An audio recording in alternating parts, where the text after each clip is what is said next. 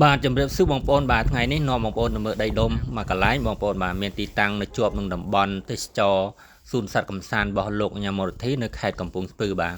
ហើយទីតាំងដីឡូនេះគឺជាប់ទៅនឹងព្រំប្រទាល់ដីរបស់លោកញ៉ាំមរធីតែម្ដងបាទអញ្ចឹងយើងចូលពីផ្លូវធំមក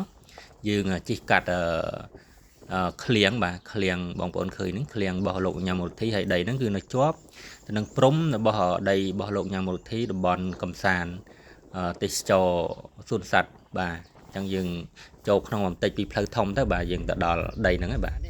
ហើយដីឡូនេះគឺជាប់ទៅនឹងឃ្លៀងរបស់លោកញ៉ាតែម្ដងខាងក្រៅនេះជាប់ឃ្លៀងរបស់លោកញ៉ាបាទហើយដីនេះបាទដីដែលកំពុងតែបង្ហាញណាចង្អុលបង្ហាញហ្នឹងគឺមានទំហំ9 ម៉ែត្រគុណនឹង25បងប្អូនបាទទៅខាងក្រោយ25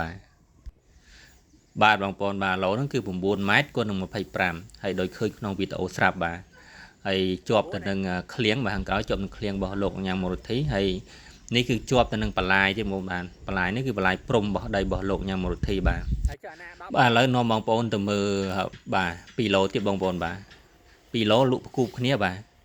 1ឡូ5គុណ20ចឹង2ឡូ10គុណ20បាទគឺទំហំ10គុណ20បាទអញ្ចឹងបងប្អូនស្រឡាញ់9គុណ25ក៏បានបងប្អូនស្រឡាញ់10គុណនឹង20ក៏បានបាទហើយដីស្អាតបាទដីទូលស្អាតមិនមែនដីលិចទឹកទេបាទហើយមិនត្រឹមតែប៉ុណ្ណោះគឺមានទេសភាពស្អាតបងប្អូនបាទមើលឃើញ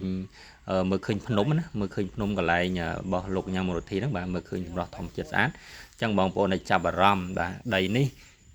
ទិញដើម្បីធ្វើជាប្រទេសលំហែមកសម្រាប់អីចឹងណាព្រោះมันឆ្ងាយពីភ្នំពេញទេបងប្អូនបាទតែដូចជា60គីឡូពីភ្នំពេញទេបាទជិះតែមួយផ្លែទេដល់ម៉ោងដល់ហើយបាទអញ្ចឹងបងប្អូនចង់ចាប់អារម្មណ៍ទិញហើយតម្លៃធូរមែនតើបងប្អូនបាទធូរខ្លាំងមែនតើតម្លៃចឹងបងប្អូនចង់ដឹងថាតម្លៃធូរប៉ុណ្ណាបងប្អូនអាចទៅខ្ញុំបាទពិតជាមិនខុសម្ដងទេតម្លៃនេះបាទទៀបជាងទីផ្សារខ្លាំងបាទអរគុណច្រើនបាយ